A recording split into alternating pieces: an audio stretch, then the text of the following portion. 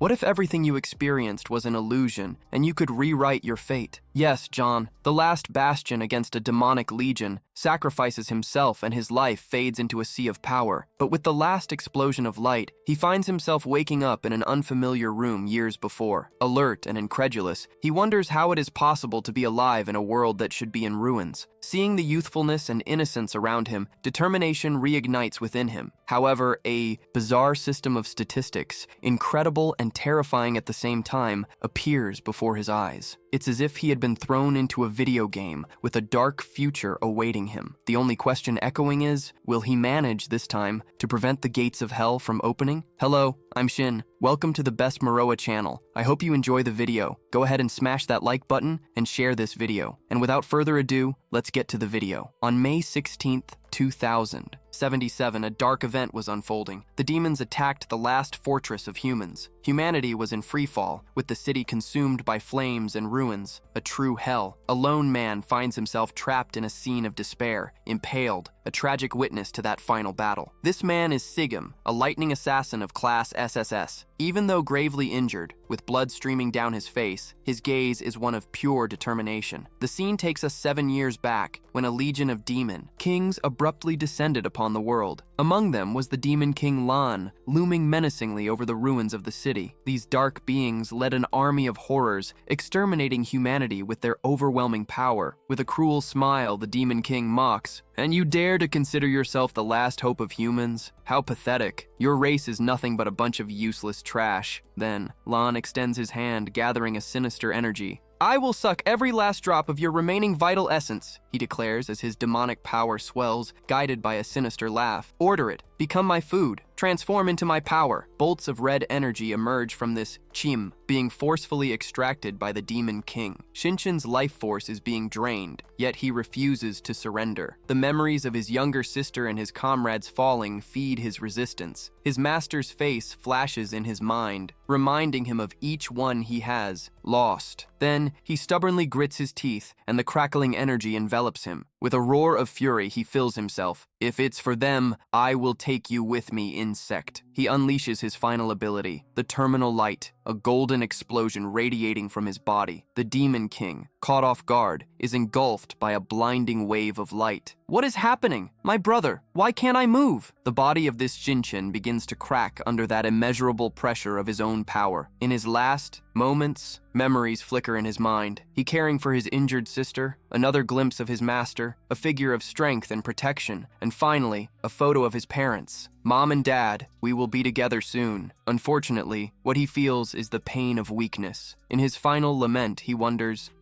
what if I were just a bit stronger? As his life fades away, the demon king screams in horror, "You are merely an inferior race. How could you have defeated me, insignificant insect?" The last wish of our boy, Shigen, echoes. If only he could go back in time, before the first demon king appeared. It is then that, as his consciousness wanes, a white explosion of light bursts forth. In this way, he wouldn't have lost everything so quickly. He said, his necklace, a symbol of infinity, shatters into a sea of fragments. His last wish now emerges through the ages, closing one timeline and perhaps beginning another, if you understand me. This time, it was not Ezekiel's Shadow's truck. The vision of Shigang focuses on a ceiling lamp. In an unfamiliar environment, suddenly his eyes open, a red glow revealing shock and confusion. He realizes he is lying on a bed in a simple and clean room, a stark contrast to the war scene he remembered. As he sits up, the question pounds in his mind, am I dead? No way. Could it be? His gaze wanders around the strange room, reminiscent of a ward. He leans out the window, and the disbelief intensifies. Below, a vibrant university campus, filled with students, and also with cute girls. A whirlwind of confusion floods his world. Wasn't it destroyed? How come? Where did all these people come from? Was everyone dead? He pulls back from the window, trying to process this new reality. After a while, he accepts that this is real. He has returned to his college days 10 years ago. A strange digital sound appears, catching his attention. A system window materializes before him. Every impactful word, power of gluttony, complete fusion, completed. Anxiously, he checks the date on a nearby device and confirms his suspicions. May 16th, 2057, a fateful date. That system window reaffirmed his new reality. He had gone back 10 years. A cold drop of sweat runs down his face, and the incredulity of the situation hits him hard, 3 years before the emergence of the first Demon King. Seems like your wishes have been granted, huh, kid? He remembers the future he faced. Within 3 years, the world's first king, Ira, would suggest the opening of the gates of hell and unleash the nightmare. That was the beginning of the end. He had lost everything because of it. The memories of destruction and loss fueled his new determination. But now things were quite different. He had returned. He pondered while observing his hands, the vessel of his second chance. His eyes shone with a red and determined light. He just needed to defeat the first one to appear, Ira, and prevent the gates of hell from opening.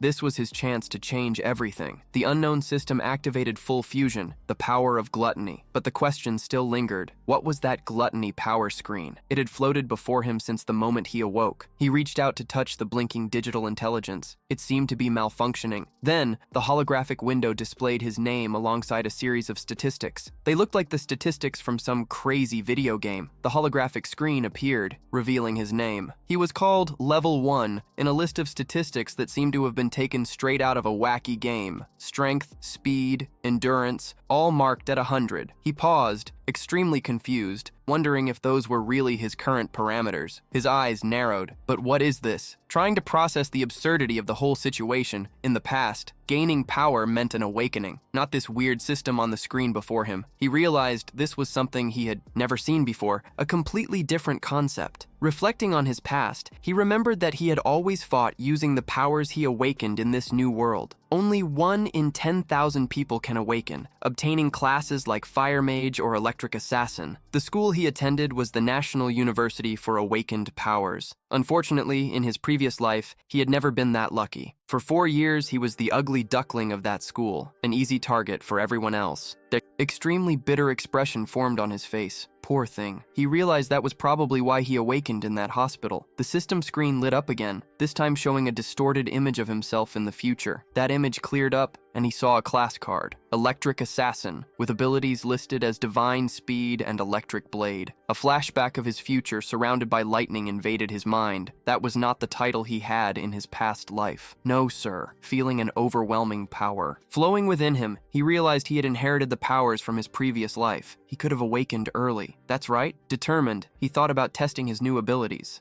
The system screen displays loading class change as an area of lightning begins to form around him. But just at that second, someone enters the room, interrupting the whole scene. A young man wearing glasses and with a very nerdy vibe appears. It's Marlin, a class flower singer. He rushes in, looking relieved. "Dude, you're awake? You okay?" he shouts as he approaches Shichen. Shichen responds, "Oh, I'm fine," while realizing a crucial detail. The others shouldn't be able to see this screen, right? Marlin observes frantically, "What the hell? Your wounds are completely gone. What did you do, man? Yesterday you got your ass whooped. How did you recover so fast?" He should be the one who awakened, Shichen thinks, as he looks at Marlin with a new perspective. He remembers that the kid was his roommate back in college. A painful memory resurfaces in his mind. Even awakening at school, Marlin was at rock bottom. Poor guy, just like him. Also in his previous life, Marlin was brutally killed, but now he's right there, alive in front of him. It was as real as ever. Seeing his friend alive and well finally brings a sense of reality. Only when this happened did Shichen feel that he had truly returned. Then Marlin suddenly shakes him. Hey, it's tomorrow, brother. A classification exam. Now that you're feeling better, let's hurry up and get ready. Unaware of Shichen's change, he drags his friend out of the room. You still haven't awakened, but this is super important for graduation. Come on, brother, get excited. As they exit, they encounter a lively view of the campus under a beautiful sunset. Students are everywhere, some practicing their skills, others just relaxing, and others chatting, shooting the breeze. Life buzzes around them, people running and playing soccer. It's a calm and normal scene. As they walk, Shichen murmurs to himself, "It's been a long time since I've seen so many living people." Marlin doesn't look, confused, and asks, "What are you talking about?" Oblivious to the weight of his words,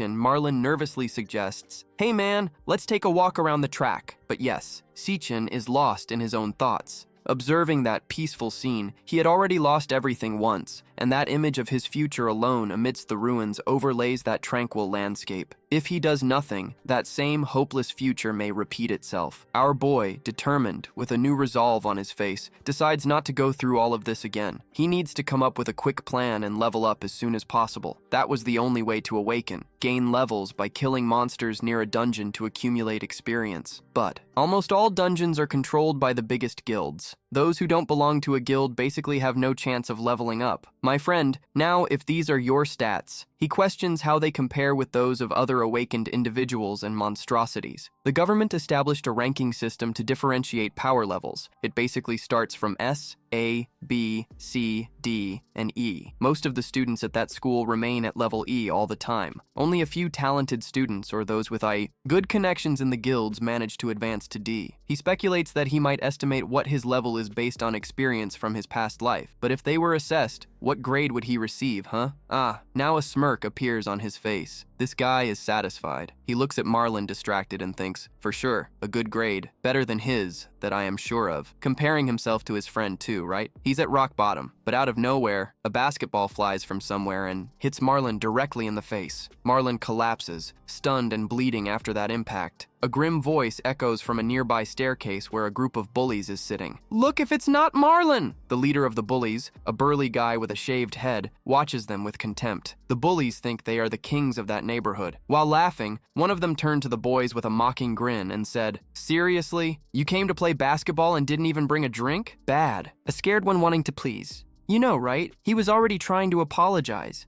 They're sorry, I'm going to buy one. He already wants to apologize and get the hell out of there." That's true, but without shine. With a cold gaze, he cut the conversation short. "The blame isn't yours, dude. They are the ones who need to explain themselves." Sheen's eyes sparkled like rubies as he sent the message. The one who needs to apologize is the bully here. Memories of that Sheen began to sprout like weeds in his head. Remembrances of a dark past flooded his being, and he saw as if he were back in that school bathroom. There, in a past, a group of bullies led by none other than Gon Sheen was drowning the kid, suffocating him in the toilet. Damn, that's the height of bullying. It's violence, right, my friend? And Marlin, his friend, was there terrified, begging them to stop. But that scene only got worse. Goshen turned around, displaying a sadistic smile. He let out a gem. "Why should I stop? Look, I'm just helping him get clean." Maybe the pea needed a little push to awaken its powers. A little push in the toilet, that's right. The other bullies laughed loudly, as if the kid's suffering was the biggest joke of all. Pathetic. As soon as they saw Shin-chan feeling sick, they got bored and decided to leave. But as soon as they left the room, Marlin ran to help Shin-chan, who was soaked and tearful, asking why those guys couldn't just leave him alone. And now, in the present, without Shane, he reflected on the malice. That mockery wasn't exclusive to monsters. One of the bullies asked if, like a Shane, he had said something, and here came the answer. Human malice exists, my friend. With a threatening gleam in his eyes, Gonshin began to incite the others so that a bit more fun could start for them, of course. But now he noticed a very strange detail. Shin-chan wasn't reacting as before. He was standing still. That's it. Marlin was also confused, asking what was going on with Shin-chan. And Gon-chan, in an attempt to show strength, activated his ability. Gon-chan, a level warrior, shone on his sheet but found in response. The glacial, piercing gaze of Shin-chan's red eyes then recognized who that idiot was. Gon-chan was only full of himself because he had a stronger brother, the school council president. Deep down, he was a complete nobody. The other students whispered among themselves, thinking Gon-chen would beat him up, but they were reminded that they had just been taken to the hospital, being called the weaker ones. With Chain filled with rage, he launched an attack by enveloping his hand in green energy, but contrary to everyone's expectations, Shin-chan blocked it with a single hand, stopping the attack with extreme ease. Gon-chan was in shock. "What did you do?" "The guy was dizzy." "My brother." Shin-chan sent a clear warning. "From now on, stay away from us, you bastard." But enraged, Gon-chan attacked again, shouting that Shin-chan needed another lesson. Therefore, he charged again. However, the veteran Shin-chan, with experience, dodged and, in a swift movement, delivered a devastating punch to Gon-chen's face, making the hit echo throughout the school. "Are you crazy?" Everyone saw that, and everyone who saw was shocked as well. This was something. A girl couldn't believe what she had seen, while the others wondered if it was true that Shin-chen had actually stopped an attack from Gon-chen. Malo, on the other hand, was completely baffled, wondering if he was seeing things. After all, he was sure that Shin-chan had not awakened his powers yet. Furious and embarrassed, Gon-chan couldn't handle it. A weakling who hadn't even awakened dared to challenge him. Meanwhile, a system window appeared in front of Shin-chan. Perfect, he thought. The perfect opportunity to test this. The system began to load a class change notification. The class change was completed, and then a new status screen appeared. Lightning Assassin, with his strength and speed stats increasing enormously. My brother, your former life as a stronger warrior, was coming back. Malo, still in shock, and with his broken glasses, stammered,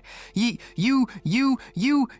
have awakened powers. Absurd, my brother. Wow, Jean's transformation was on display for everyone to see. I liked it. Humiliated, poor guy. Then he activated his most powerful ability, Immortal Demon Armor. He screamed with his arm and transformed it into an enormous stone fist, ready to deliver a deadly blow. Now, Shinchan, you will taste my killing lava. But Shinchan, fast as lightning, dodged Gulchin's heavy attack with supernatural agility. And before Gulchin could rise, Shinchan counterattacked with an electric punch that hit the bully square in the face. The impact, I tell you, was so brutal that Gulchin was flung away, flying around defenseless. Everyone was stunned. They couldn't believe that this guy had sent Gulchin flying with a single strike. Malin's face, captured in a tilted panel, showed a complete game. The glasses were now just a memory, Gulchin, fallen and gasping on the ground, couldn't process it. Ah, that son of a gun surprised me. And the crowd wondered if it was really Shen on the scene on the ground. Goshin shouted to his thugs, asking what they were doing standing there, not moving. Some thugs, trembling and scared, could barely stammer. Sorry, boss, the guy was almost having a seizure. The reason for the fear was Shen's figure, surrounded by a dark, my friend, and striking aura too, with those eyes that glowed threateningly. Just like Shen, full of fury, jumped up and attacked again, shouting, I'm going to kill you! But Shen, still, firm, easily caught Goshin's punch again. Lightning crackled around him again, and with his fist still holding Gonshin's, he screamed in pain and frustration. With power emanating from his fist, Shin-chan prepared to counterattack, and his strike shone with an intense light. With a look overflowing with disdain, he uttered two words that defined Gojigen's fate, but without mercy or pity. Without holding back and without chains, a rain of punches at an absurd speed that we heard.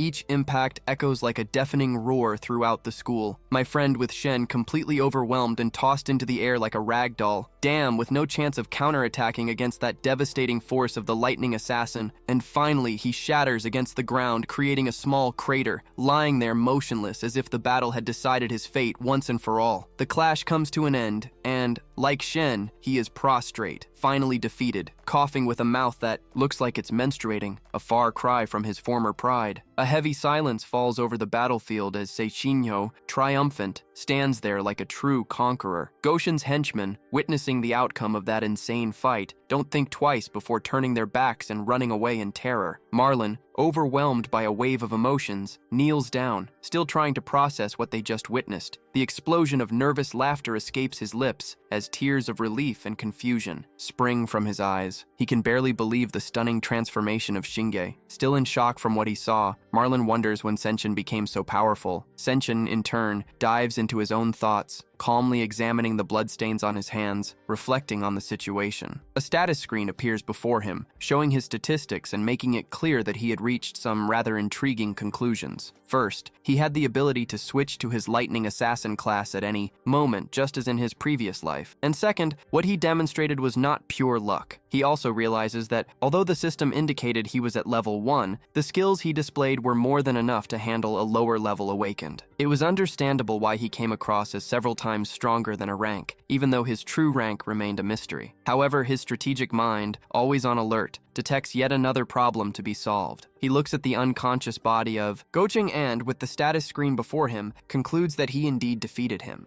But strangely, he notices that his statistics haven't changed one bit. Our boy didn't gain any experience, so to understand a bit and investigate that issue, he concentrates electrical energy in his hand, forming a blade of lightning that dances over his fingers as he approaches the fallen Goshen Malon. The few spectators still dare to look at the scene and scream in horror, thinking that this Shane is going to end his life. Hey, wait a minute, brother, calm down, that's enough, the guy is already down, kill him! I didn't see, don't kill him! "What are you doing?" yells Marlon, utterly desperate. Ignoring his pleas, Shane lifts Gocham by the neck and positions the shimmering blade right on his throat. He wonders aloud if the ways to gain experience would be the same as those he used in his past life, reflecting that often violence weighed heavily in the balance of power. With a flash, Sinjin makes a quick move. A thunderous impact echoes through the air, but it's not quite what everyone had in mind. In that crucial moment, a calm and persuasive female voice cuts through the tension created. "Hey, you know this is a school, right?" Then, a very elegant girl approaches, revealing herself as Lin Yu, the vice president of the student council. That woman, with a serene smile on her face, suggests that even though Gocham started that fight, there was no need for further punishment, right? With a chuckle, she reassures Gisen and Malon that after such a display of strength, they can rest easy against Gocham. After all, he won't be a problem anymore. With that, Gisen releases Gocham, who collapses to the ground as if he no longer has the strength, and I think he really doesn't, you know? The guy got beaten up in front of everyone, ha ha ha, are you crazy? Lin's intervention interrupts the experiment he was about to initiate. Internally, he fills with reflection that he hadn't meant to cause more harm, but that he knew if he didn't put bullies like that in their place, they wouldn't hesitate to bother them in the future. In the end, his tactic worked. The remaining bullies hide in fear, swearing not to mess with him again, still in shock.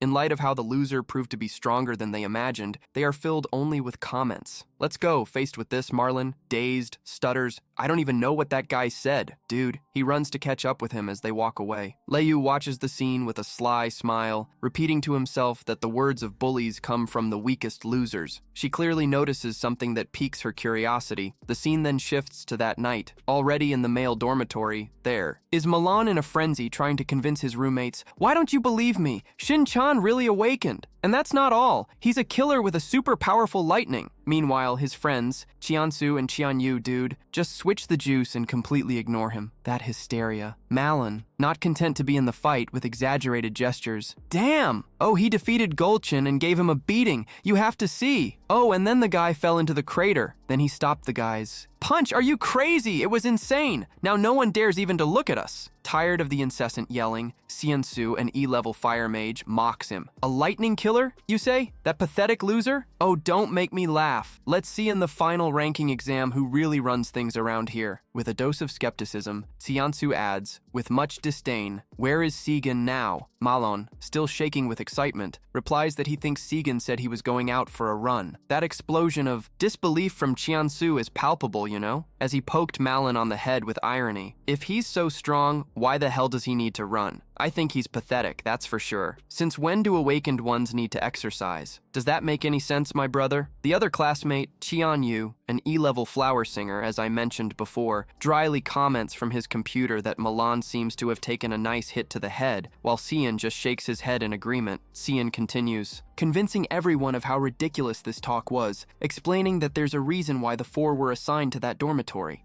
Your terrible exam results. This guy had himself declared the dorm leader because he was the fourth worst. Wow, this guy is bad, man. He already warns, "I'm the only combat class here, a fire mage. The others are just support singers." Marlon can only listen, defeated, while Ciansu declares that this is a cold, hard fact, finishing it off equally arrogantly. There's no way a pathetic loser like Chan can awaken as a lightning assassin. No chance. I, on the other hand, feel like I'm getting stronger every day and maybe have a shot at the elite clubs. He, puffing up his muscles, concludes that the final ranking evaluation the next day will decide everything and settle this pathetic discussion once and for all. Then, the scene abruptly shifts to a ranking training cavern, where several subordinates wait in front of a flaming energy portal. From there, a powerful figure emerges from the blinding light of the portal. His silhouette stands out, and his aura, well, is undeniable. Authority in person. It's Gunting, the president of the student council, an extremely elegant man with silver hair and a commanding presence. He is Gonchin's older brother. Then, with a wave of his hand, Gunting dismisses his subordinates who respectfully bow before him. Gunting said a straightforward line, half serious. "Training is over for today." At that moment, his gaze was icy, calculating, as if he were surveying everything from above, those golden eyes watching every movement around him, and as if he were in a very complicated game of chess. Later, he spotted his younger brother, Gonshan, who was waiting there. "What are you still doing here?" he asked, noticing the stripes on his brother's body, which looked more like torture than recovery. "Oh, come on!" With anger boiling over, he couldn't hold back and spoke his mind. "Brother, if you don't do something about it, I won't be able to sleep tonight. That guy humiliated me in front of everyone. He knocked me out in front of everybody. Everyone saw me getting beaten."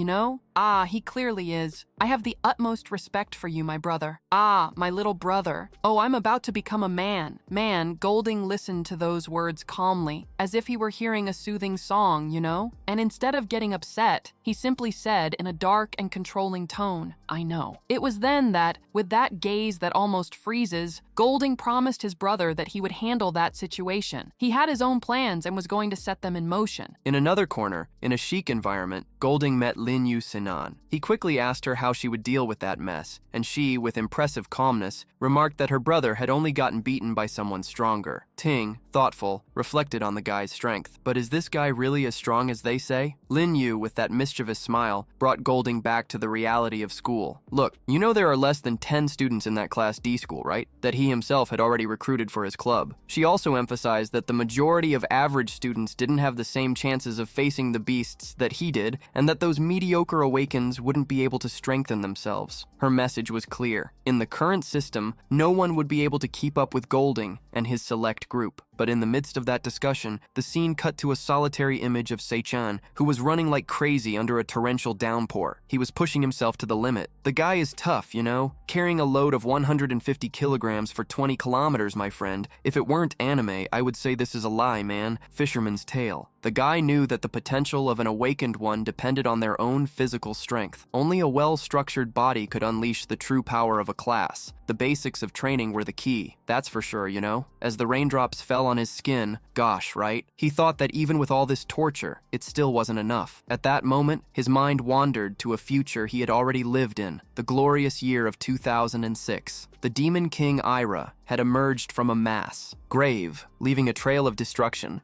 eliminating countless humans in the blink of an eye on that fateful day. Poor thing, his only family, his little sister, had been killed by Ira. He remembered holding her lifeless body in the rain, a torment that haunted our boy. It was Ira who opened the gates of hell, allowing the invasion of the other demon kings and turning the human realm into complete chaos. Back in the present, Jian's eyes shone with determination once again, hardened by the pain of the past. He had a clear goal and knew it was crucial to end that Ira. He was aware of the timeline. Ira was the spark of the apocalypse and only had 3 years left before his return. He was conscious that Ira was growing stronger right now, so he needed to accelerate his own growth as well. Suddenly, a buzz from his cell phone broke his dark thoughts, forcing him to collect himself. He pulled the device from his pocket, and the screen glowed through the darkness of the storm. Wow, what a dramatic scene. The guy pulled the cell phone from his pocket. It was an incoming call, making his heart race. On the screen, her name glowed. It was his sister. She was returning the call. With trembling hands and a tight chest, he answered, putting on an earpiece. His sister's lively voice flooded his ears. "Hi, my brother. Why did you call me so many times? I was competing and my phone died," she said, full of energy. She also mentioned that if she won that competition, she would finally be able to pay the overdue rent. While listening to her, unknowingly, he remembered how many times, in that devastated future, he had pleaded with the heavens for a second chance. After his sister broke his train of thought, asking why he was so quiet, with a forced smile and tears streaming down his face, he spoke softly. With the weight in his heart, he made a silent promise to risk everything, even if it meant descending into hell. "It's just that I haven't heard your voice in so long," he said, overwhelmed by emotions. Yes, there in his torment. He let out a laugh. "What are you talking about? We talked 2 days ago. I'll see you as soon as the competition is over.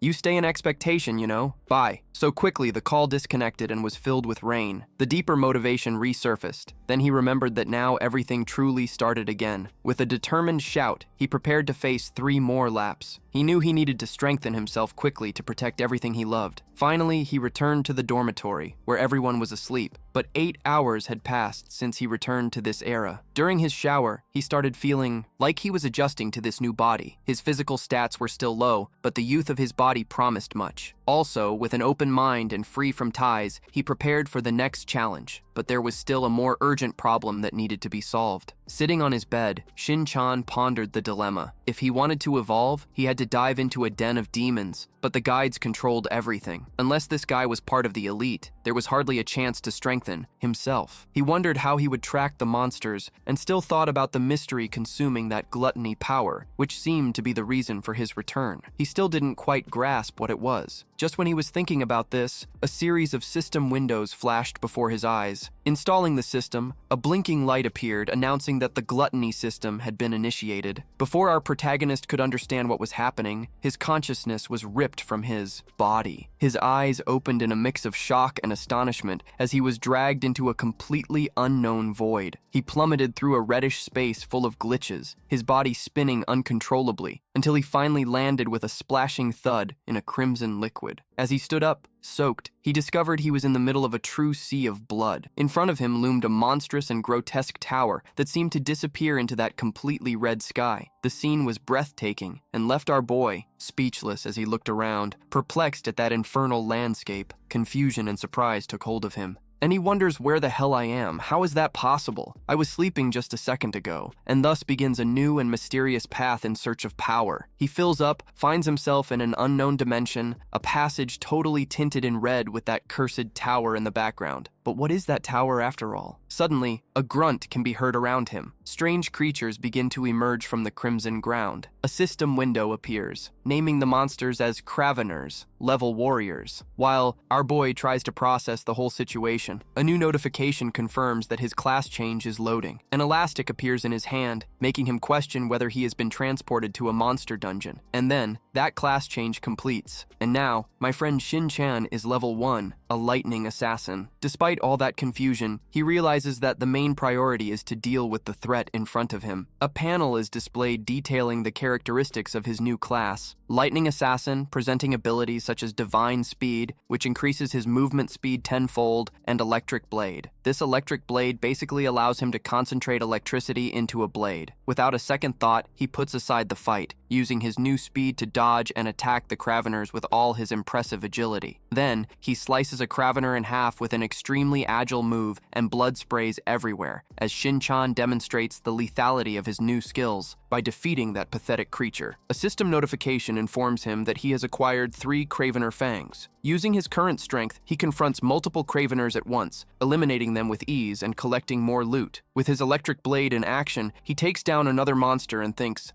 it's way too easy dealing with these level guys. This is a breeze. Our boy begins to feel that all of this is too real, resembling just a dream, as he continues slicing and dispatching the enemies. Experience points begin to accumulate, and a notification informs you that you've reached level 2. Congratulations. The most exciting detail here is that he realizes he can actually gain experience and level up. Wow, everyone knows that leveling up in manhwas is absolutely ridiculous, right? He opens his status window and sees that all his stats have increased by 5 points. His strength and speed have gained extra bonuses due to his class. A look of astonishment takes over Shin-chan's face. He now realizes that he has found an ideal dungeon to train in, a golden opportunity to become even stronger. Look at the system solving a problem that our protagonist already had. At that moment, a much bigger enemy appears. It's the zone boss, the Hawk King. The Hawk King's roar unleashes a blast of energy. Chin Chin! And our boy smiles, determined, thinking that the time has finally come to prove his true skills. He attacks the boss with a precise and deadly cut, earning an impressive amount of 320 experience points and boldly levels up to 3. A victory window is displayed showing his rewards, 18 Hawk Fangs and a Hawk Crystal. Looking at the results, he is filled with reflection. Bosses yield much more experience than common monsters. I want to defeat only bosses. He leveled up 2 levels in the blink of an eye. Dude, you're crazy. The guy is leveling up so fast. While observing the fallen body of the Hawk King, a notification from the system flashes before him with a single word, Devour. Gigi's eyes widen in surprise and confusion at the unexpected command from the system. The Devour message persists over the body of the defeated monster, making him ponder what this could mean.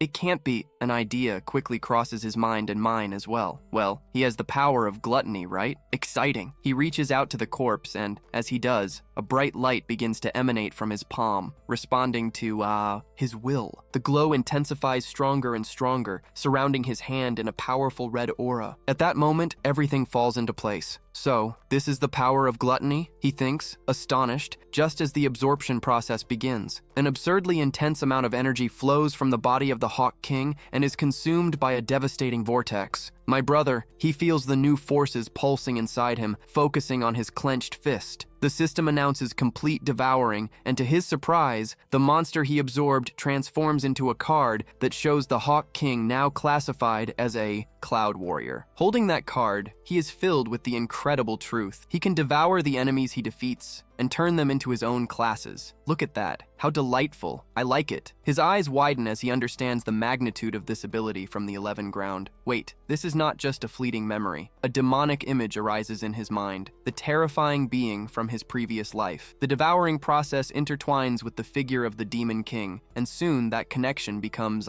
clear. The puzzle is complete. Sem-Chain realizes, with horror and admiration, that he has acquired the ability that belongs to the Demon King Lan, and the power of gluttony is now his. Oh man, his heart stops. Racing! He also has a small recollection of the world system. The classes that people awaken have their strengths and weaknesses, but the rule that can never be broken is that everyone is limited to a single class. But now, Sem-Chain observes his 2 class cards. He has 2 classes at the same time, defying the norm of the real world. His mind races quickly before all these explanations. Wait, if I can devour this many monsters, I could have an infinite number of classes, right? No! His eyes shine with that pulsating red intensity. The guy is insane, reflecting his unchecked ambition. However, a doubt arises in his mind. Why did he receive this power in the first place? Then quickly, our boy looks terrified at the distant tower. And what exactly is that magical tower behind me? Suddenly, a brutal tremor shakes the entire dimension. Catching the system by surprise like a bucket of cold water, the pressure is so intense that he feels as if the world is crumbling around him. What's going on? He wonders, as the cold sweat trickles down his forehead. From the tower, an imposing figure emerges through a bright energy portal. Then, a voice echoes through the air. "You finally made it!" Upon hearing this voice, Shin-chan gets nervous. "I have been waiting for you here for a long time." That figure, designated by the system as the Lord, is a hooded being that exudes power. This guy must be strong. Those eyes are so bright. Just by looking at this guy, I already know it's dangerous. To Shin-chan's extreme surprise, this individual speaks his name. Shin-chan reflects on how the ranking system works. Both awakens and monsters are categorized by their combat power, ranging from level E, the weakest, to level S, the maximum, the strongest. Then, without warning, the Lord attacks with insane speed. My brother, awkwardly, can barely defend himself, being thrown back by the force of the impact. Then, with a mix of bitterness and skepticism, Shin-chan remembers his past life. He barely survived to reach level S, and now he is facing an S-class boss, while his own power has barely reached level D. You think this is just a walk in the park? Now hold on, kid. The rarity of power is so colossal that he feels completely subjugated in all the statistics. He can't even believe it. What kind of monster dungeon is this? My brother, how is a level S monster here? While dealing with the Lord and his class, another question troubled him. Does this guy know my name? And despite the brutal difference in power, awkwardly, he doesn't give up. He fights bravely and notices something extremely peculiar. Even though they exchange blows, the Lord had several chances to finish him off at once, but simply does not do so. After yet another brutal strike that sends him flying, he feels shattered against the ground, poor thing. But he notices an interesting detail. All the strikes avoid fatal points. That Lord knocks him down effortlessly, with a completely disdainful smile on his face. Questioning whether he is still fighting, then with his mouth completely covered in blood filled with it, yet his determination sharper than ever, Shin-chan finally understands that situation and also the intention of that man. He wants Shin-chan to bow before him. The man made a formal and provocative offer. "You should think long and hard about the offer I am going to make to you. You can stay here and protect the Tower of Darkness by my side. This opportunity is rare." Shin-chan responds with a categorical no in his mind. No matter what happens, he will not settle in this empty hell. Then, my friend, a bolt of energy strikes Shin-chan. This guy must be related to Frieza. Unfortunately, our boy is unable to move in time, and the pain brings him back to reality. That attack is a demonstration of power. The man coldly warns him, "Do you really believe I would let you live, brat? The only reason I am being so patient is that you are the only one to have reached this place." As the man's aura intensifies, absorbing the energy of the fallen monsters, he prepares for a final attack. His power becomes palpable as the system's windows confirm. He gives Shin-chan an ultimatum. "I will ask you once. While I raise a massive chunk of land with my power, will you stay here or be crushed by me until you disappear? Huh, brat? Answer." Electricity crackles around Shin-chan and his eyes shine golden intensely. His answer is given, "I choose to kill you." The man laughs at his audacity. How ridiculous, and effortlessly dodges Shin-chan's strike with a disturbing ease. That attack hits the empty ground, sending debris flying, while the man remains unperturbed. Out of chances, he prepares again. But everyone knows that Shin-chan's mind is experienced and has gone through several battles. It was working at full speed, analyzing every movement of that opponent. His eyes shone, and he was determined. After that last exchange, he picked up on a pattern and managed to identify a weakness. Before each attack, there is a preparation time of 0.4 seconds. That was a perfect window for him to dodge. An audacious plan forms in his mind. If I time the opportunity and strike while the man is invulnerable, maybe I can hit him with everything. He is realistic. His goal is not to kill the man. He knows that level D cannot surpass level S, so his aim is to use the paralyzing power of his electric blade to create a chance for escape. And then, with the opening he created, he activates his divine speed, multiplying his speed by 10 and,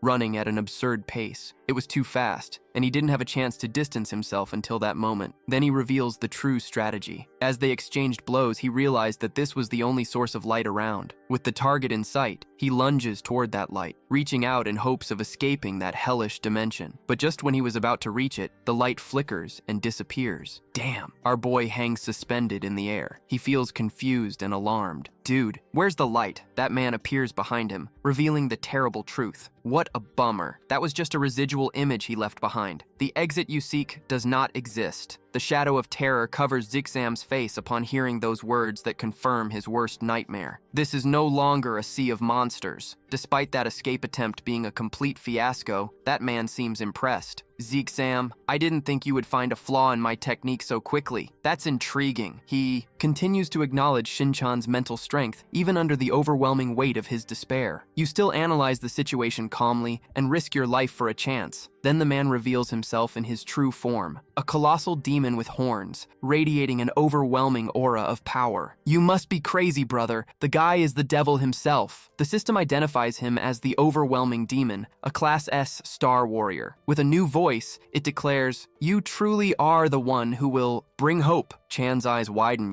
like genuinely in fear, also recognizing that this guy is really strong. That figure is impossible to confuse. A silent scream echoes in his head. He had seen that guy somewhere, maybe in his other life. Shin-chan had his last confrontation with a certain Lan, a being who exhibited overwhelming angelic power. During that battle, he constantly transformed into various classes, sometimes a fire demon, sometimes a beast of nature, even the figure that radiated sacred light. And he also remembered perfectly one of those classes and forms, which was exactly the same as the one standing before him now. This could only mean one thing. At some point, Lanyu had been consumed by the gluttony of Angai, and now that voracious force was intertwined with his body. "Oh, don't tell me," lamented Seishan, surprised to recognize the place. The demonic soul offered a smile and remarked, "You really not only shine under pressure, but also possess a sharp mindset, huh, kid? You have proven yourself worthy of everything that is here." "Everything that is here? What do you mean?" questioned Shin-chan, quite intrigued. The entity handed him an ornate key, explaining that this key was the key to the Tower of Darkness. The guy continued saying that he devoured countless ferocious demons, and the most powerful among them were imprisoned in that tower. Devour them and gain more strength. Let them all become your power. You just acquired the key to the time rift. Yes? Chin, now very confused, held the key and asked, "Why did you do all this? Why bother helping me?" "Even among demons, there is a moral hierarchy. Demon kings massacre my realm purely out of greed. I have waited a long time for a chance to take revenge, and finally, that opportunity has arrived. That guy was right. You are the only hope, the only one who can triumph." "And who is this guy you speak of?" noted the entity, pointing at the imposing tower. "All the answers are within that Tower of Darkness. Go and find them for yourself. Now harness my powers and seek revenge against them. Take my powers and hit the like button, my son. If you made it this far and didn't hit the like, you must be kidding, right?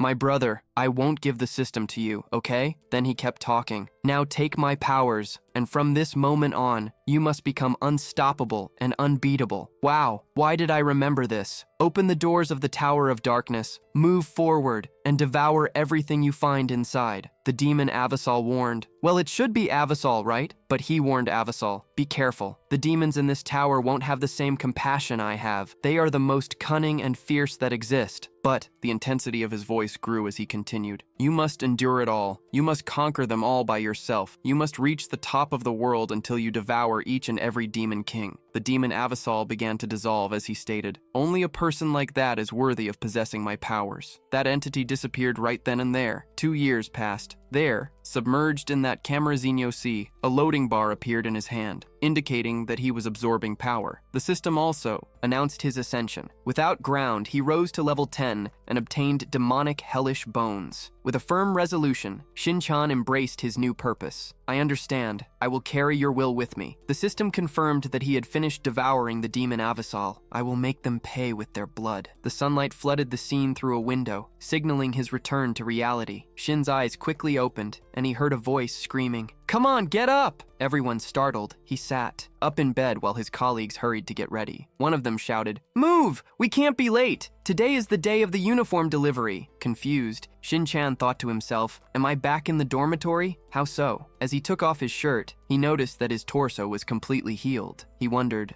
where are my wounds? They are completely healed? Was all of that just a dream? But upon opening his system interface, the reality of his powers was confirmed. But my system shows that everything really happened. Furthermore, all the loot I got in the dream is there. He analyzed all his new stats and pondered. So you mean I managed to reach level 10 in just one night? What's my rank now? Suddenly, a colleague leaned over from the bottom bunk and greeted him. Hey, you bunch of losers! The guy had a wicked grin. Last night, someone was bragging about their own strength. Now you're not going to try to take my place as the big shot of this dorm, right? The other bespectacled colleague looked nervous about the situation. Milan, changing the subject, said, Come on, the rank evaluations are about to start. Then, this guy began to fix his gaze on Shin-chan and added, equally excited, Let's see how good you really are. Walking towards the evaluation zone, Yanshu was biting into his bread with an air of superiority. It may seem like everyone in our dorm is rank E, but don't forget that each rank is divided into 3 levels. You're just a bunch of low-level trash, while I'm a mid-rank. There was a colossal difference in power between the levels, and of course, he was boasting. Believe me? I could wipe out 10 of you. Got it? As the group headed to the evaluation zone, the troublemaker continued to show off. Who knows? Maybe I haven't been evaluated for 2 years. My rank probably went up again. The losers, on their part, walked in silence, exhausted by the bragging. Marlin whispered to Shin-chan, encouraging him, Hey, Shin-chan, do your best when it's your turn. Go ahead and try to take his rank. You'll leave him paralyzed with shock. With a half smile on his face, Singe reflected on that idea, imagining himself conquering his rank. Meanwhile, the buzz of students filled the university courtyard, with conversations vibrating through the air. Upon arrival, Malin and Xiangsu were stunned to see the crowd. Wow, how many people are already here for the ranking evaluation ceremony? I can't believe everyone has gathered. Suddenly, a group of bullies started shoving others aside, clearing their path. Tianchu recognized them, fear written across his face. They were Gonshin's goons, the guy with the intimidating white hair. Tianchu whispered, We better stay away. Panic overtook Malin Changsu as he realized that the bullies were targeting them, but the situation was tense. Without feeling the ground beneath him, he simply walked calmly, completely ignoring their presence. The bullies were taken aback upon seeing him, to everyone's surprise, and bowed respectfully. Mr.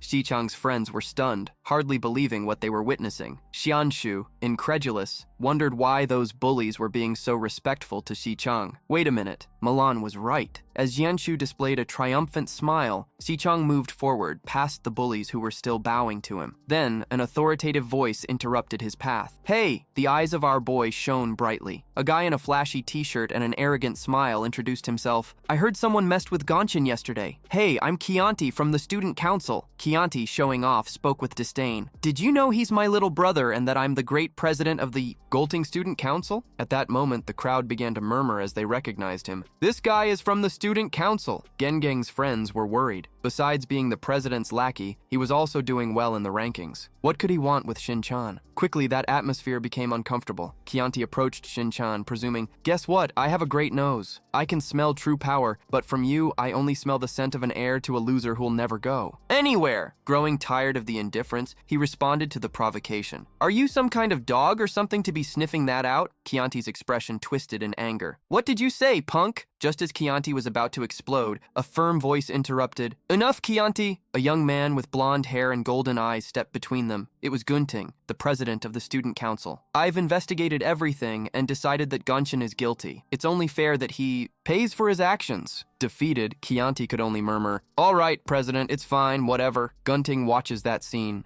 With a cold and calculating expression, he filled up and became contemplative as he watched Chianti walk away. Then, the professor stepped onto the stage and asked for silence. "Please, the evaluations are about to begin. We will conduct the evaluations in the order of identification number. Please come up to the stage when you hear your names." Gunting stepped away with Chianti and cheerfully responded, "Understood, sir." He thought to himself, this Shin-chan doesn't seem like a great threat. High atop the building, a mysterious woman was observing the crowd of students below. Inside her office, overlooking the ceremony, a man questioned the woman. "What did you bring here to observe the ranking evaluations? Did something interesting catch your attention?" "That's it," the woman smiled enigmatically while holding a cup. "And these evaluations can be quite intriguing." This time, an hour later, the evaluation began. The announcer called the next student for the ranking evaluation, Xiangzhou. His friends cheered in support from the audience. Xiangzhou clenched his fist with determination and said, "All right, I'll see what my true strength is." Then, with those firm steps, he headed towards the evaluation portal and, without hesitation, crossed the shining linear passage, disappearing into the testing dungeons. The ranking evaluations occur individually within a labyrinth of monsters designed within that space, a magical core for absorption connected to various cables, ready to absorb that energy. The procedure was simple. The student was required to channel all of their energy towards the core. Xiangzhou then concentrated all his power into his hands, and with a shout, unleashed a massive explosion of energy towards the core. The magical core absorbed the impact and began transmitting that energy through the cables to the external equipment. That external measuring device buzzed as it processed the received energy. Eventually, the energy readings would be displayed digitally on the screen. In a letter, it began to form on the marker. The announcer dropped the bomb, revealing the ranking and average level, full record. An official beside him couldn't contain his curiosity. "And the other data, how is it?"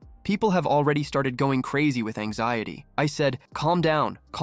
The main result is coming. The anticipation is high, my brother. That assessment might still present another important piece of information. What is the maximum potential that this awakened can reach? So, the blood south potential reveals itself as rank C. Then, they explain to us that awakened individuals with high potential usually attract the attention of the authorities. That complete assessment consists of 2 rankings, current and average level. If Angisu leaves the test downcast, thinking to himself that he hasn't evolved at all in the past 2 years and dreaming of a better rank, he then goes down the stairs, visibly discouraged, while Malon tries to offer support. "Calm down, my friend, we are ridiculous together." Malon chuckles. The others also appear with their results and support each other, laughing at the situation.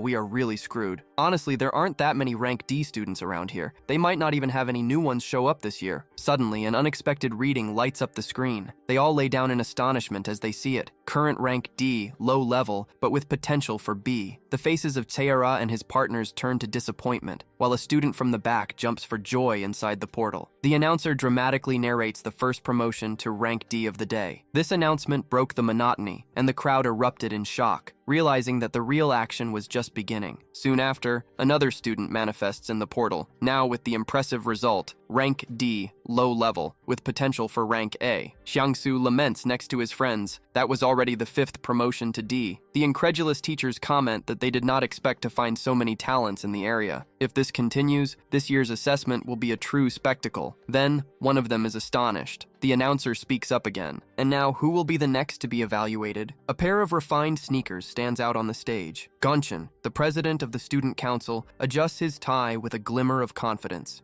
And that crowd goes wild. It's this guy's turn. He commands the crowd and carries the title of heir to the Imperial Guild. He puffs up, surveying everything with an intense, focused gaze. The students murmur among themselves about the rumors that say he got an A on his last assessment, a historic achievement that has now become part of that school. No one knows what his results will be in the dungeons. The magical core pulses anxiously to capture the power of the next competitor. Then Garinga stands firm in front of the core, ready to show his true power. As he positions himself, he reflects that only by showing all his strength in the graduation exam will he make the best impression. Now, now he must hold back his power. His eyes gleam with determination, even as he remembers that he will always be the best at the institution. A wave of power radiates from him, and on the main screen, the rank and potential indicators begin to inflate with an electric energy. The supervising professor notices something unusual and exclaims, bewildered, "What color is that?" The final result appears on the screen. High level, with S-level potential. "Damn!" my brother exclaims euphorically. "This is the first student in the history of the school to achieve this. Wow, that's my president. Long live the president." Jean's friends are astonished. Like, does someone from our school really have S potential? That's right. We just witnessed a rare milestone, my friends. The officials cannot contain that emotion. Results confirmed. A high-level A with A potential. This needs to be communicated directly to the superiors. Of course, that excitement continues. An awakened with S-level potential is a true treasure. He knows they will attract government attention, and the fact that he is the heir to the Imperial Guild is a bonus. This will certainly make headlines. Ganqing watches the crowd with a smile as his result shines on the screen. Behind him, in the office, the principal analyzes the evaluations of that year. He detected an incredible amount of talent. Principal Zhuang turns to the observer. "Hey, did you have any idea that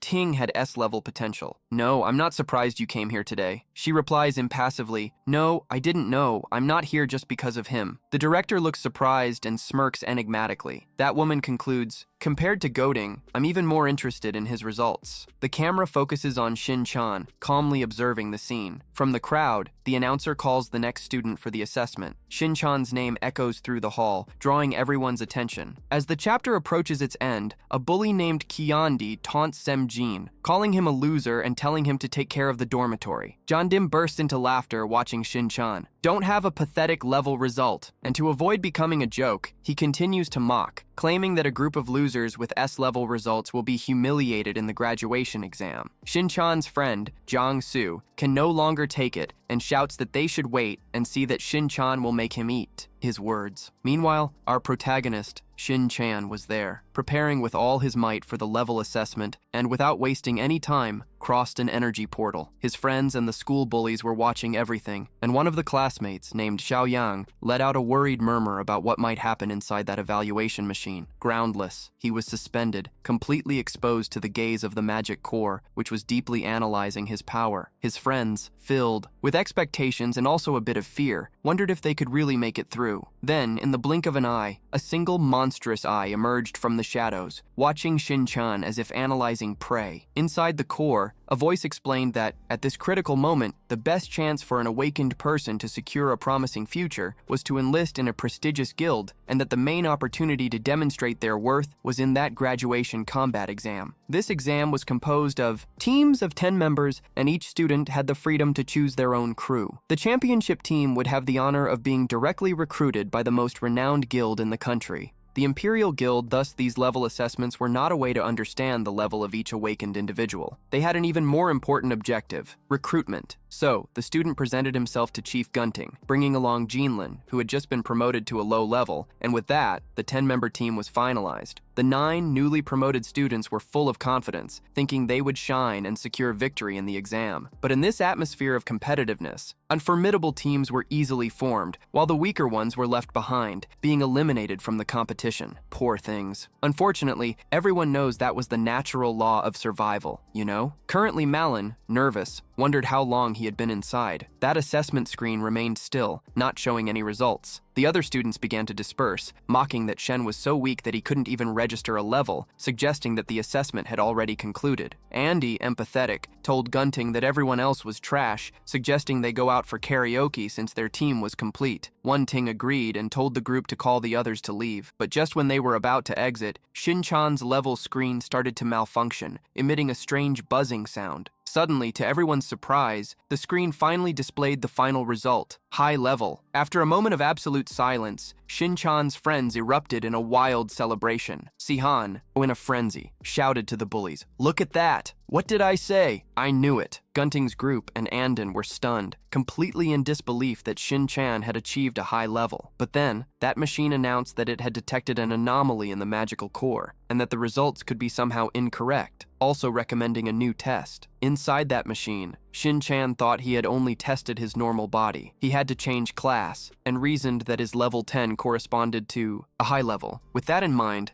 He decided to test his other skills and started a class change. The class change was a success, turning him into the King of Mutts. What a name that is. He decided to test this new class, which he considered the weakest. Outside, the level screen had another glitch, again showing a high level, but this time the level kept rising and quickly progressed to the mid-C rank. His friends were speechless, completely astonished. The hygiene level had risen once again. Gunting and Kaidinya were in shock and started shouting that it wasn't normal and that something was wrong. Even the responsible teacher didn't know what to do. He questioned the reason for the rank change and whether there was a system error, as he had never seen anything like this. The system then announced another anomaly, but this time a magic core began to tremble violently, as if under immense pressure, since it knew that Shin-chan's other two classes should be above rank C. Shin-chan decided to go all in and initiate another class change, while a purple energy began to crackle around him. That transformation combined into an absolute demonic power of the abyss. Now he decided to test the full extent of his powers. The status card of his new class, Abyss Demon, revealed itself, showing that the boy was a stellar warrior with maximum stats in strength, endurance, speed, luck, and mentality. The eye of the magic core was firing uncontrollably, unable to contain Shin-chan's overwhelming energy. A colossal explosion of purple energy burst from the evaluation device. That energy created a huge vortex in the sky, sending debris flying in all directions. Vaunting and the others looked up, terrified, wondering what the hell was happening. Shin-chan's friends were equally perplexed. One of them described him as a divine phenomenon. You know this would go down in history. Another friend, terrified, feared that their dormitory had spawned a devastating monster as the potential screen began to flicker. Between glitches, a bright golden symbol materialized on the screen. Wow. The professor, sweating profusely with his eyes wide open in panic, stammered, but this is an S rank potential. Goodness. Gontique was left speechless as well. My son, a drop of cold sweat trickled down his temple as he watched. That screen clearly showed the S potential, but alongside it, a terrifying warning began to flash, indicating that the system was collapsing. That message escalated to announce a total system error. Sinjin's power was so colossal that it exceeded the machine's capacity, pushing it to the brink of collapse. The system was completely overloaded, my brother, displaying SSS potential, before declaring that the value could not be determined because the system's limits had been surpassed. The bully was in total shock, unable to process everything he had just witnessed. With a deafening explosion, the magic core violently erupted, devastating the entire assessment area. The professor and his assistant panicked, shouting that the core was overloaded and rushing to ensure that the students were safe. Among the wreckage, the energy was still crackling, and the professor desperately looked for Shin-chan, anxiously calling out to check if he was all right. The professor, frightened, looked at the scene inside the assessment chamber and realized that the core was dead. It had become just a withered, lifeless shell. As he wondered if the core had simply exhausted its energy, Shin-chan emerged from the debris, unscathed. Groundless, he reflected that he had pushed the magic core too hard, breaking it, but at least something good had come of it. A system window announced the complete devouring. The guy had devoured the assessment system's core. Wow. The power of gluttony allowed him to consume the core's powers, granting him a new rank objective. The delicate magic core, capable of detecting ranks and threats, groundless, calmly exited the destroyed assessment chamber. As if nothing had happened, while the residual energy still crackled around him, his eyes shone with a turquoise hue. As soon as he activated the new ability, the delicate magical core now had the capacity to see the rank of everyone around him, noticing that most were level 1. He thought this new feature would be quite convenient. With shining eyes, he began to scan the crowd, analyzing the power of each citizen. Finally, his gaze settled on Guting, and he realized that his true hidden strength was rank C at a high level. Shinshin reflected, thinking that Guting was nothing more than a mediocre student. The teacher, holding the remnants of the destroyed core, announced that the device had exhausted all its power, and therefore today's assessment was officially canceled. He also warned that the evaluation data for Shin-chan might be compromised and instructed the students to return the next day to use an alternative facility. But for Shin-chan's friends, the teacher's words didn't matter. They knew the truth and understood that the data was irrefutable, and they began to celebrate Shin-chan as a genius. They then decided it was time to head back to the dormitory. However, Andy, filled with rage, blocked their path. He refused to accept that someone like Shin-chan could ascend to rank C or even had rank S potential, insisting that the machine had failed. Andy shouted at Shin-chan, accusing him of ruining the core and wasting the student council members' time. Then he started demanding that he explain how he would compensate him. Already at a loss and out of patience, he felt an electric energy coursing through his hand, thinking that this guy simply didn't know when to stop. With furious eyes, Shin-chan pondered the possibility of simply eliminating that annoyance. But at that moment, Ganqing decided to intervene. He said that Andy had reached his limit and that it was inappropriate to be so rude to his teammate. Andy and the others were taken aback,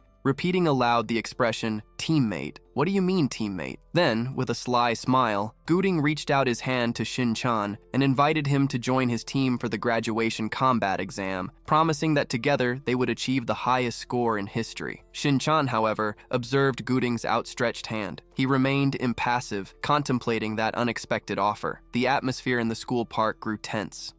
Guding, the student council president, approached Shin-chan, extending an invitation that left the onlookers in shock. Nervousness gripped one of Guding's team members. He knew that without the chance to join, someone would have to be ousted, and being in that team was practically a ticket to first place. His envy was palpable among the crowd. Many tried to get into Guding's team. Some even offered a bribe, but to no avail. No one could understand what made Shin-chan so special that he received a personal invitation. The generating fact, despite all the disbelief, was clear. Guding had called Shin-chan. One of Guding's subordinates approached, trying to control his resentment. With his teeth clenched, forcing a smile, he welcomed Shin-chan. Well, but his face clearly said he couldn't afford to be publicly hostile, but his contempt was evident. "My brother." Meanwhile, Shin-chan dismissed his proposal with a nonchalant gesture and a terse word. No, I'm not interested." Shin-chan's response shocked everyone. Andy could hardly believe it, and Guding's eyes showed barely concealed surprise. Indignant, Andy shouted at Shin-chan, reminding him that his team was the strongest in the school, but Shin-chan didn't even bother to respond. He simply looked on coldly. The guy's eyes were shining red, attracting Kenny's attention, who was making a lot of noise and shouldn't bother him ever again. As Shin-chan and Guding walked away, Andy stood there, red with anger and humiliation.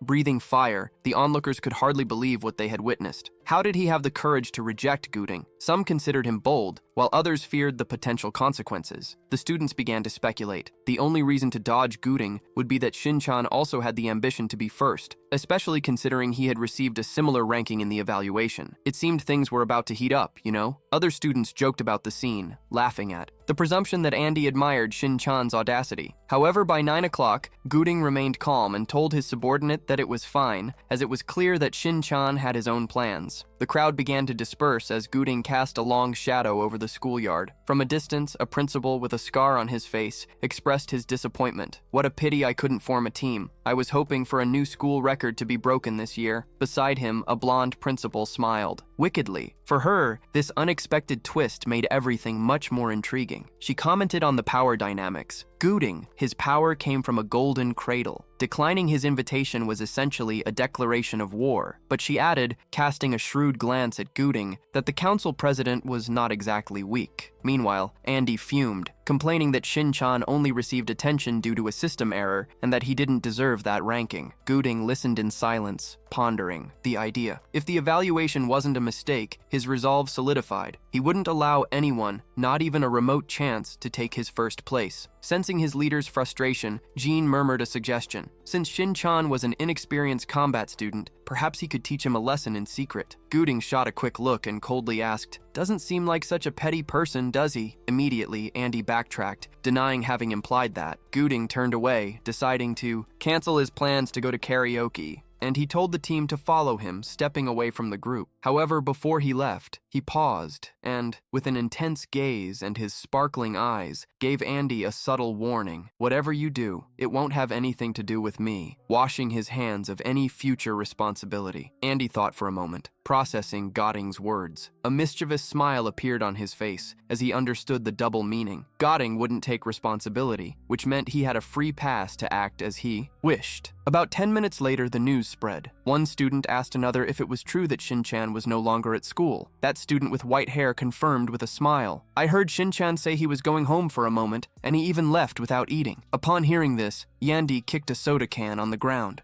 furious. He felt that even the gods were on his side, providing the perfect opportunity. A cruel smile formed on his face. "Ah, you now. I'm going to get you. That's what I'm feeling." If Shinchan was off campus, the school rules wouldn't protect him anymore. Outside campus, everything was allowed. The scene shifts, and we see Shinchan oblivious to everything, walking leisurely with his headphones on. Without any ground, he walked through the city streets, passing by other pedestrians, absorbed in his own thoughts. Then a flashback of his past life begins. One of the most prominent guilds was invading a sacred dungeon when an incident occurred inside. They encountered a monster stronger than anything they had ever seen or encountered before. Before them, a being of pure destructive energy also emerged, an apocalyptic entity known as Wrath. The guild was utterly annihilated, and after that, Wrath emerged from the dungeon and descended upon the human world, unleashing an apocalypse. That is all the information Shinchan had. Then, back to the present, Shinchan's determination solidified. In this life, he had devised a plan to discover the exact location of that dungeon as quickly as possible, but to put this into practice, he needed one crucial detail: a lot of money. Coincidentally, he arrived at an imposing building. The exchange of mithril monsters with no chance knew about his past life, that the exchange of mithril monsters belonging to the Mithril Guild would become in the future the largest facilitator of resource exchanges in the country. Weapons and equipment are crucial for the strength of an awakened, and this place is the ideal intermediary for buying and selling. For Shinchan, it was also the fastest way to gather the money he needed. So, with this information, Shinchan approached the counter and with a metallic clink, dropped several monster teeth onto the surface. With an almost childish curiosity, a bespectacled employee in a bow tie took a close look at the monster teeth Shinchan had dropped on the counter. The guy, completely surprised, asked the young student where he had gotten such amazing material. Shinchan calmly replied that the teeth came from a monster he had encountered. The employee was unimpressed and revealed his skepticism, claiming he had never heard of anything like it. Meanwhile, his colleague, Miss Allie, was observing the unfolding scene. Miss Allie, responding to the call of memory, quickly recognized the teeth as belonging to a griffin, an intriguing material. She explained that these teeth were left by monsters in clouds classified as rank E, and that they could both be used to forge rank E, staves, or ground into powder. However, the employee interrupted with a look of disdain, as if he were talking about trash, completely belittling the value of the jar, a lower-tier object. Then, with that typical arrogance of someone who considers themselves superior, he said that the store's system was VIP and intended only for items of rank D or higher, completely ignoring the rank E teeth. In his thoughts, he complained about the lack of high-profile clients and lamented that he would never be promoted to supervisor. Thinking about what to do, he decided that the best course of action would be to pass the service to the newcomer. Giving an order to the lady there to take Shinchan's request while she turned with an air of superiority, she obediently nodded and proceeded. The lady there handed Shinchan the amount in an envelope and, in a professional tone, asked if there was anything else she could assist him with. Shinchan checked the payment, about 18,000 for the canines, which was a considerable amount, but it barely covered the rent for now. Then, an idea crossed his mind. A purple. Energy began to gather in his hand, and suddenly, he summoned a huge sword that shone with impressive power. He asked the lady there to evaluate it. The lady there was left speechless at the magnificence of the weapon appearing before her. It was as if her words had fled her mind entirely. Although she had never seen anything so extraordinary, her instincts told her that this weapon was at least rank B, or maybe even A. The colleague who returned to check what was happening laughed scornfully and said that A-rank weapons cost millions, and that in all his years of work, he had never seen one. But then, a new voice sounded. A well-dressed man in a suit and glasses approached, and, with a certainty that generated tension, claimed that they were neither rank A nor B. Everyone felt uncertain. An employee now referred to the man as boss, and, in a mix of delight and skepticism, asked if he really believed a poor student could have anything of value. Ignoring his colleague, the boss, with a keen and experienced look, began to say that this weapon was a prominent weapon from the swamplands and dropped a bomb. It was equipment, my friend, of rank S. There you go, now you're really not getting promoted. The boss's words struck the two employees like a lightning bolt. Well, I think the other one got hit twice,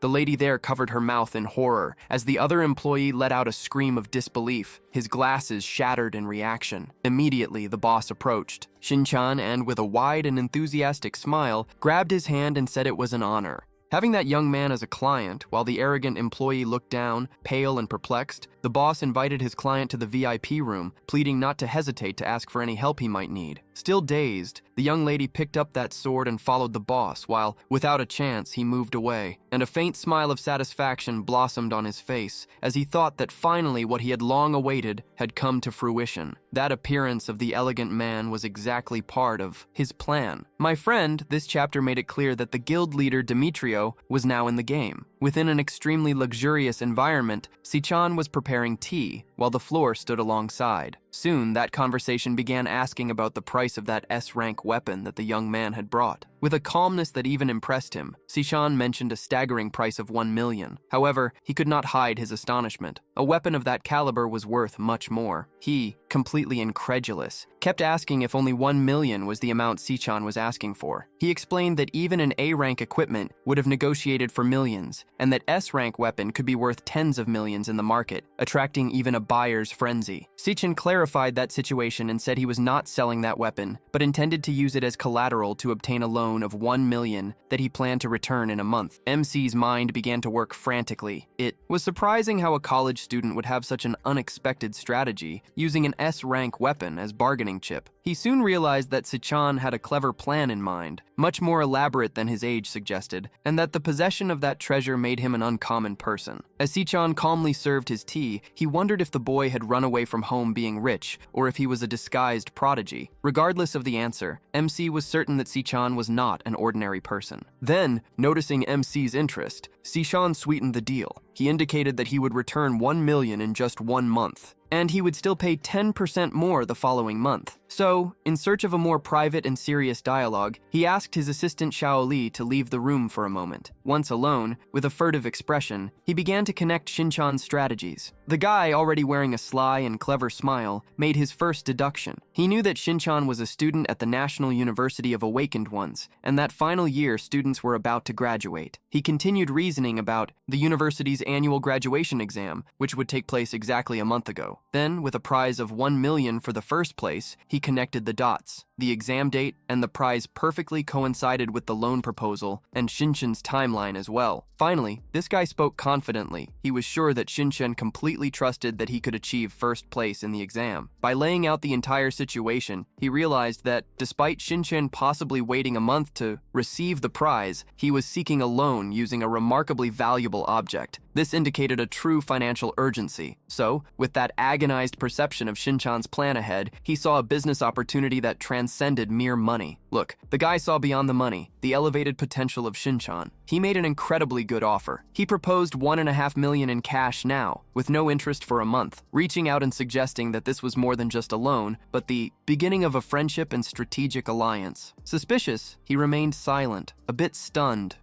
not just by the generosity, but also by the difficulty of deciphering his situation, and he assured that everything discussed would be confidential, inviting Shinchan to consider his exchange house as the primary option for future business, always promising the best conditions. Shinchan, extremely surprised, was impressed by the ability to fill and craft such clear reasoning from so few details. Now he understood the reason that in the future, the Mitrio exchange house would become the most powerful and superior in the entire world. Shinchan also knew that, to complete his true mission of defeating Ira, he could not rely solely on his strength. He needed to start forming alliances with trustworthy people. However, understanding that a clever ally has its value, Shinchan shook hands with Enchi. That gesture symbolized not only a loan, but the first step towards an extremely powerful alliance. Then, to formalize the contract they had sealed, a powerful magical pact emerged between them. Shinchan placed his hand over the glowing scroll, thus activating the agreement that would make the fund transfer effective. That magical transaction was completed, and, smiling with satisfaction, he confirmed the transfer of funds on Shinchan's phone. A notification popped up, informing that 1,500,000 points had been credited. Then, with his curiosity piqued, Shinchan asked Enchi which weapon he intended to use for the graduation exam, now that he had left his powerful sword as collateral. Enchi even offered to lend a weapon, showcasing his personal arsenal and admitting that, although he didn't have S-rank equipment available, he had a great selection of A and B rank weapons. But briefly, Shinchan declined that offer, simply responding that it wasn't necessary. The guy was a good leader too, and a good leader doesn't like to owe favors to anyone. Everyone knows that, right, kid? As he was saying goodbye, the kid summoned his weapon and left Zhao Li in total shock. To everyone's surprise, the grown man materialized an S-rank sword, just like the one he had just pawned. Calmly, he confirmed that he had another weapon of equivalent power, as if it were the most normal thing in the world. Look at this guy. That revelation, my friend, left Xiaoli and the other employee completely agape. Their faces were a spectacular portrait of disbelief. Having 2 S-rank weapons? That was just,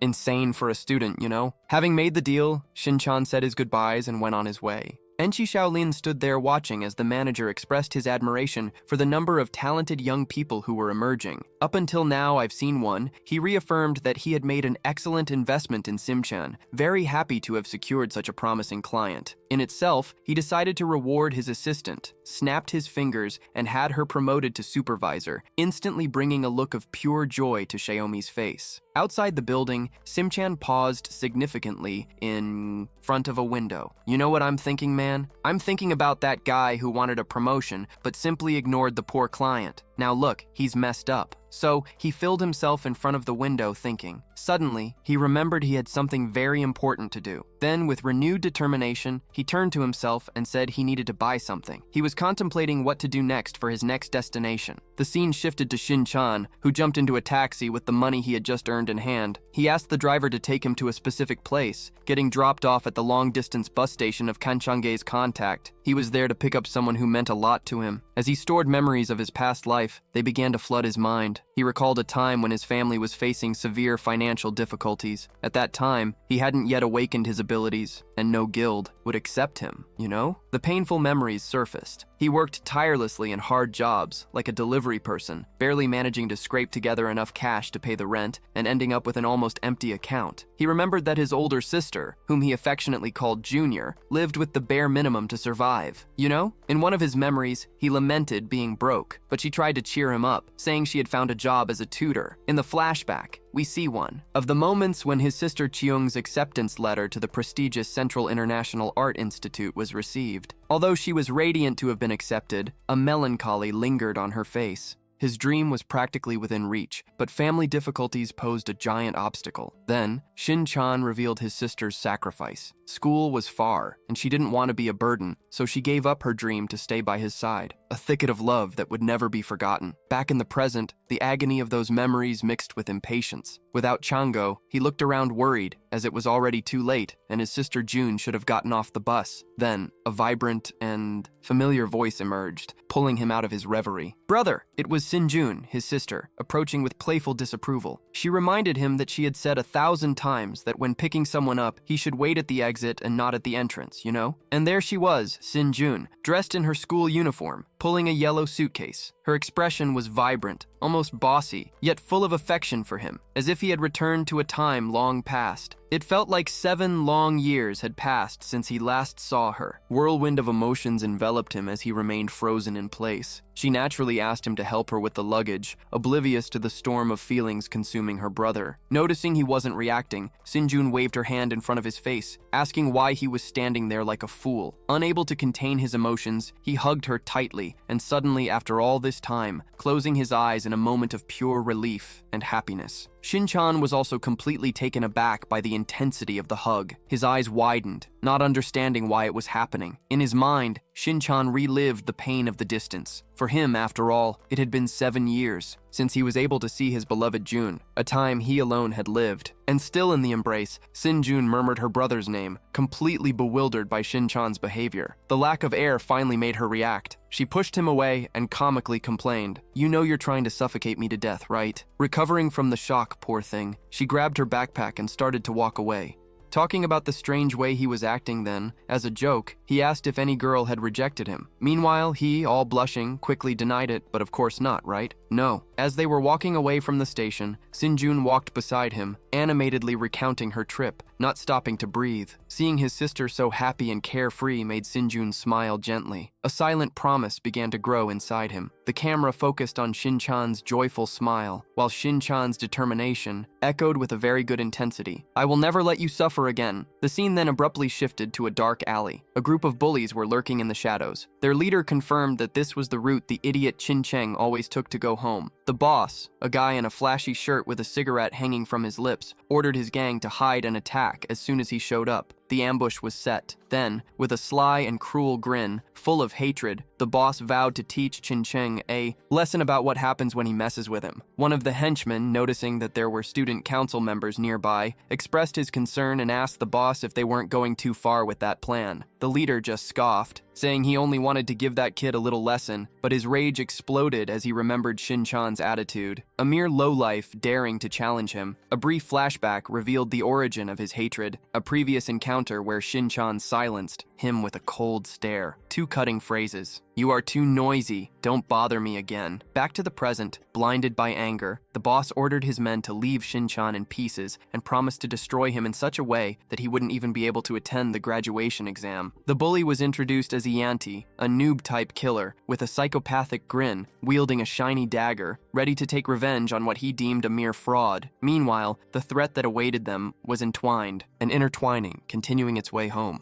Walking peacefully down the sidewalk and sipping on soda, trying to decipher her brother's strange behavior once again, she asked if he was stressed about the graduation exam. They continued with their jokes, teaching that someone as simple as him doesn't usually let himself get carried away by emotions. He listened with a sly smile, radiating contagious energy. She reminded him of his own motivational words he used to say to her, "Life is a long journey. Opportunities will arise sooner or later." To cheer him up even more, she started to sing a motivational song, shouting at the top of her lungs, "Believe in yourself." He was filled with thoughts about how insightful his sister was, remembering that she didn't know he had awoken and believed they were still facing financial troubles. So, he tried to reassure her with a small smile. Just as they were preparing to take a shortcut through the alley, she recalled something she had read about men tending to become more reserved with age. With a sarcastic smile, she said, "Whoa, little brother, you're starting to look like you're aging." And hidden with folders, Kiandi watched closely as Shin-chan and his sister ventured into the alley, just as they planned. The ambush was about to happen. One of the henchmen whispered to Chief Jin to warn him that the target wasn't alone. He brought a girl with him. That only spiced up the plan even more. Another henchman laughed, as if Alicia realized the alley was without cameras, letting out that today was her lucky day to spread violence. Then, without blinking, he relied on his sharp instincts, picking up a familiar and horrible smell in the air, and his expression turned to pure seriousness. Danger. It took him less than a second to identify that threat. The student council henchmen then sensed their presence hidden, waiting for the right moment to strike. With disdain, he reflected on Kiandi and his men's audacity to dare seek him out, completely ignoring who they were dealing with. Then, with the calm typical of a protagonist, he filled the pocket of his bag with a case of wireless earbuds. Everyone knows that your priority is to protect your sister from what is about to happen. So, with all the care in the world, he puts the headphones on Chiang-gim, creating a sound bubble that distances her from the chaos and impending violence that is about to occur. He comments that he has been enjoying a really great song lately and wants her to hear it too. The curious girl asks since when he likes music. She has never seen him listening to music, something totally new to her. With her eyes closed, she surrenders to the melody, a well-worn smile on her face. She thinks that the music could reflect someone's state of mind. She decides to listen carefully to understand her brother better, unaware that this action is a shield to protect her innocence. The moment her sister immerses herself in her musical world, Shin-chan's expression changes completely as he notices, "You haven't liked the video yet. My brother is joking. It's almost over. Smash that like button and comment." Then, he turns around, his eyes shining an electric blue and threatening. There's also his crew of goons, guys of D-level, who advance confidently, unaware of the devastating power they are about to face. As the violence approaches, the camera focuses on Chiang-gim, lost in that music. The lyrics of the song float around her, creating a poetic and distressing contrast between violence and pop music. To the rhythm of the music that only Chiang-gim can hear, Kiandi charges in, attacking from Chiang-gim's unsuspecting back. A painful memory from his past life explodes in his mind. The year was 2160 when he lost the last member of his family and had to wait 7 years until 2167 to be reborn and see his sister again. Golden bolts of pure fury dance around him. His face contorts with rage as he thinks, "It's the first time in 7 years that I am with my family." And then, with a roar that bursts from the depths of his soul, he unleashes all his power. "How dare you ruin this moment, you bastard!" With everything he has, he lunges at them like a beast freshly released from its cage. The first punch is devastating. The blow is brutal.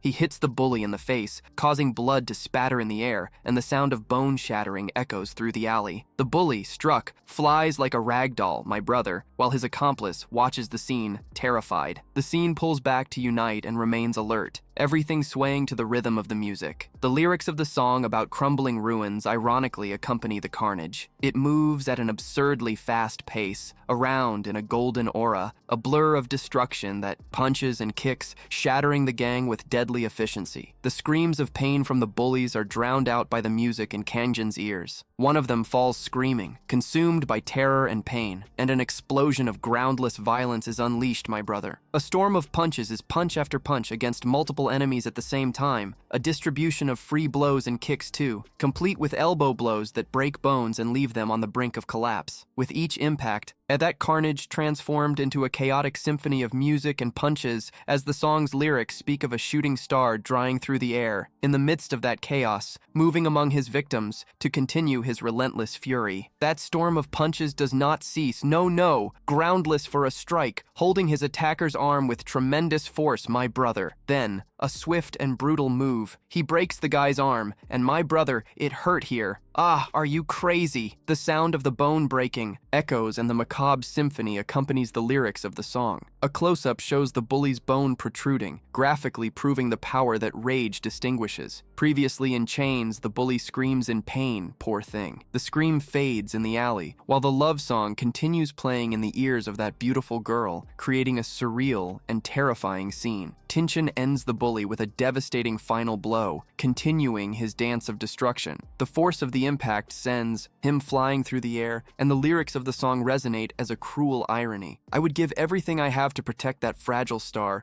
That's exactly what he does. One of the last standing bullies watches the showdown with pure terror, unable to believe what he is seeing and wondering what kind of monster this boy is. His mind can't process how someone could be so strong. Meanwhile, Shinji has summoned that golden aura. He doesn't take a step back. His approach is methodical and devastating as well. Shinji weaves his way through his enemies, exterminating each one with lethal and precise strikes. He is a true whirlwind of justice and violence. Also, my friend, a protective demon who will leave no one standing. In the end, only Kyandi remains, the leader left for last, as if he were the last piece of meat about to be devoured. Now, he alone sees the fury of Shinchan, surrounded by the bodies of his fallen men. The poor guy, pathetic in his last attempt to assert himself, shouts his title with pride. I am the strongest cloud-type killer. Blinded by rage and humiliation, he charges in yelling, You son of a bitch, think I can't beat you? And the response is quick and knocks a tooth out. Our boy's answer comes with a punch filled with all his fury that hits Kyandi's head. Blood, my brother, flies and his knife shatters on the ground, useless. The force of the blow is so brutal that it lifts Kyandi off the ground, hurling him through the air like a feather. Poor thing. But Shinchan is not done. He leaps towards Kyandi, preparing for the final blow, a definitive sentence for anyone who dared to threaten his peace and also his sister. Kyandi's face reflects terror, anticipation of pain. There it is. Oh, it's going to hurt a lot. He saw a grotesque close-up of his impending defeat. Then, with a crash, Shinchan slams Kyandi against the ground, a blow that finally ends that confrontation. I think it was more torture indeed, and with hints of humiliation, Kyandi is defeated on the ground, an inert mass of pain and humiliation. The outcome of Shinji's wrath will be exactly that, a crater in the asphalt with Kyandi's body at the center. The alley plunges into silence, except for the moans of the defeated.